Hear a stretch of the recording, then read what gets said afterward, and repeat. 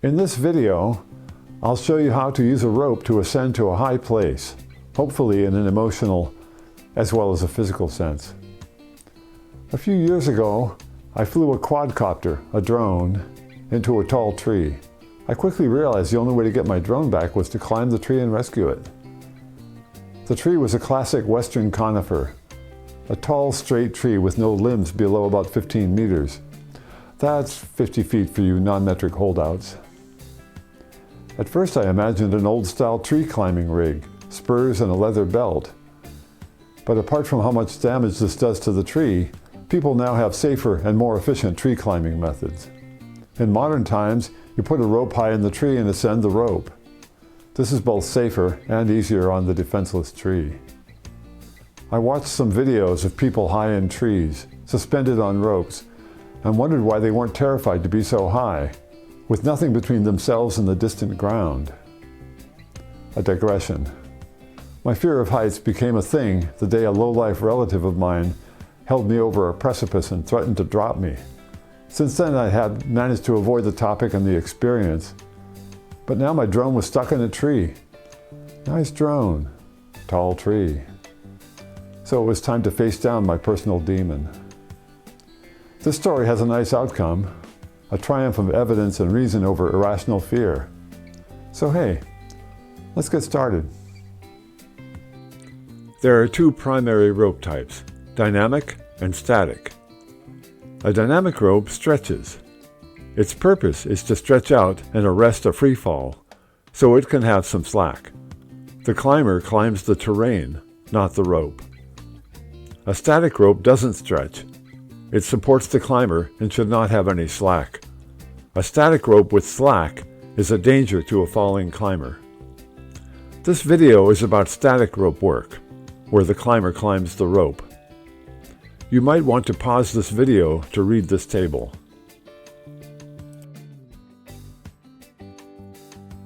Even though I know the risk of losing viewers by discussing math and physics, I think it's necessary to briefly explain why rappelling generates so much heat and how that heat can melt ropes when gear isn't set up correctly.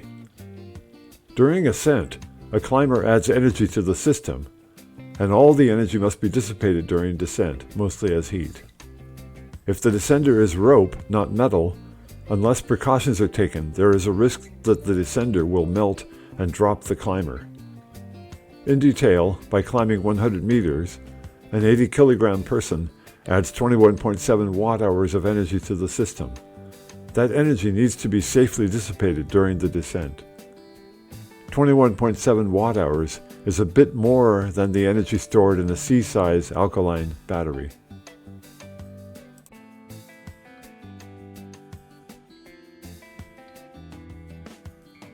Of the climbing methods I'll be showing, this is the oldest. It uses two simple pieces of rope shaped into loops and attached to the climbing rope with Prusik knots. This method is the least expensive, but requires significant skill to get right and execute safely. For this and all methods, seek the advice of a professional instructor. The two loops are created using double fisherman bends, like this.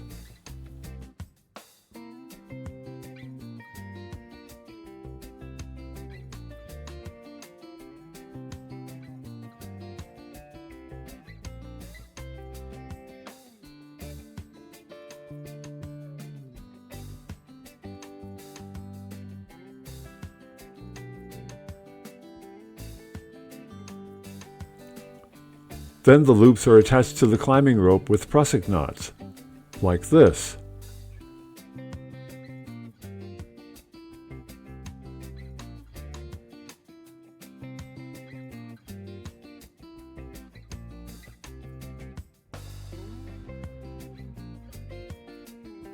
Here's how to ascend.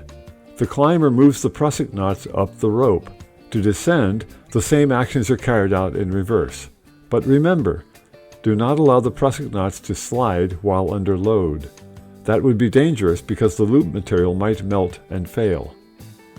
Remember to move the Prusik knots only when they are fully released, not under friction.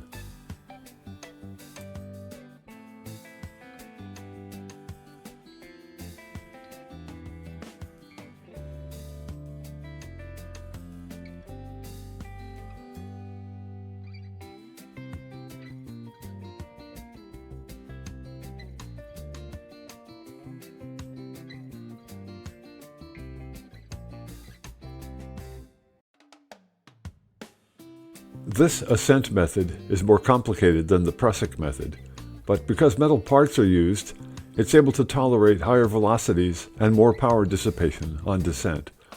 The devices also last longer. This image is a bit difficult to interpret.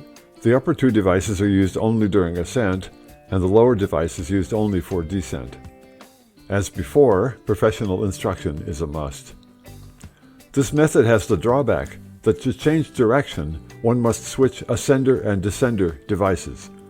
That makes this method less desirable for working at height, where frequent changes of direction are needed. During ascent, the climber operates the ascender, foot loops, and chest croll in a repeating cycle. As with all such methods, the system's efficiency is poorest near the ground because the rope below the climber doesn't have enough mass to provide the tension needed for efficient operation. All these systems perform better as the climber's height increases.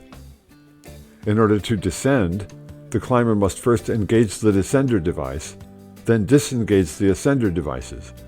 This is a somewhat tedious operation.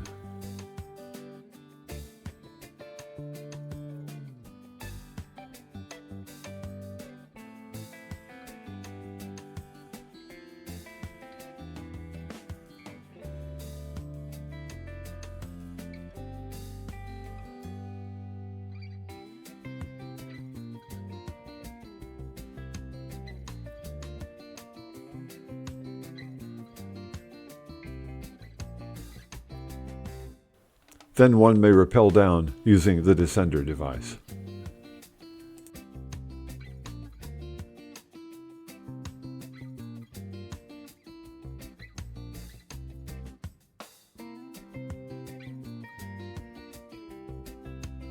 This ascent method is so far superior to the others that there's almost no basis for comparison. For a number of reasons, the walking ascent is more efficient and more natural. In this ascent, the climber uses both legs and both arms in a way that resembles walking, but straight up. The equipment shown is more expensive unless the climber chooses the ISC rope wrench instead of the Petzl zigzag. The rope wrench is less expensive and weighs less, but it requires more skill to use. For this method, after trying available knee ascenders, I designed my own, which I'll show in more detail. I want to emphasize that the knee ascender is my own design, but credit for the walking ascent belongs to others. As with other ascent methods, the walking ascent is less efficient near the ground, where the rope below the climber has too little mass to tail properly. I rigged a ground anchor for this sequence, but as before, the method's efficiency improves with increasing height. Notice the green cuff strap above my foot ascender. I added this after noticing my cuff was disengaging the ascender. Most foot ascenders don't grip the rope very well, but keeping one's cuff out of the way certainly helps.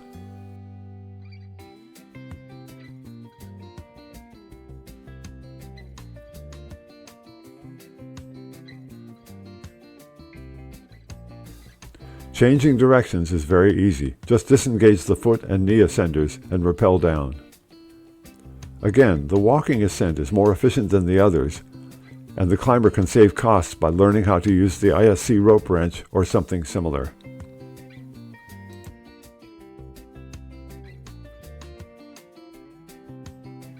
Here's some ideas for lofting a climbing rope. I show a three-phase method that starts with a light monofilament line lofted by a slingshot. Then the monofilament line lofts a more traditional throw line. Then the throw line lofts the climbing rope. All these phases aren't needed for every tree, but it's worth knowing them all. And this method certainly isn't needed for the tree in the example, which I chose only for photographic convenience.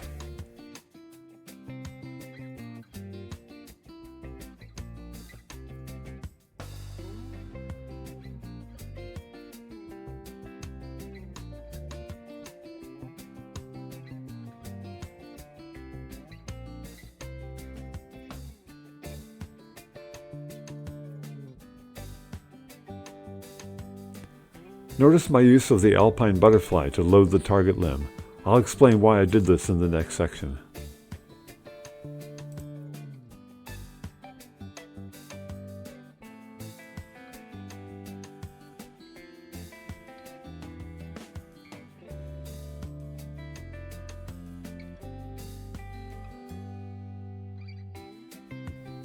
In the prior section, I looped an Alpine Butterfly up to my target limb before climbing. This may seem pointless since I could more easily have tied the climbing rope to a ground level anchor, but the Alpine Butterfly cuts limb loading in half. It turns out that a climbing rope that's looped over a limb means the limb must bear twice the climber's weight because of the mechanical advantage this arrangement creates. Raising an Alpine Butterfly to the target limb cancels that mechanical advantage, so the limb need only support the climber's weight instead of twice that weight. Obviously, to use this method and be able to recover the rope, the climber will need a longer rope, a minimum of 3 times the height of the target limb. But that inconvenience can't compare to the embarrassing experience of breaking the limb, maybe even falling. Here's how to tie an Alpine Butterfly.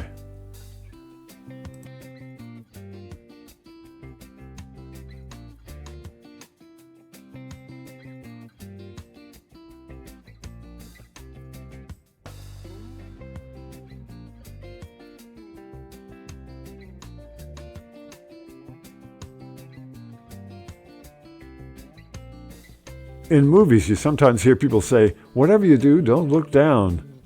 But that's a classic example of bad advice, especially for a tree climber. First, a new well-chosen climbing rope can bear the weight of 4 Volkswagens. Second, if you never look down, you miss out on half the view. Third, while rappelling to the ground, if you don't look down, you'll crash into things, which means not looking down increases your chances to get hurt. My advice? As you climb, periodically look down and say, "My skills and equipment will protect me." That way, when you get to a height where no one can rescue you, you won't suddenly freeze up. Well, that about wraps it up. Please like and subscribe, and thanks for watching Rope Climbing 101.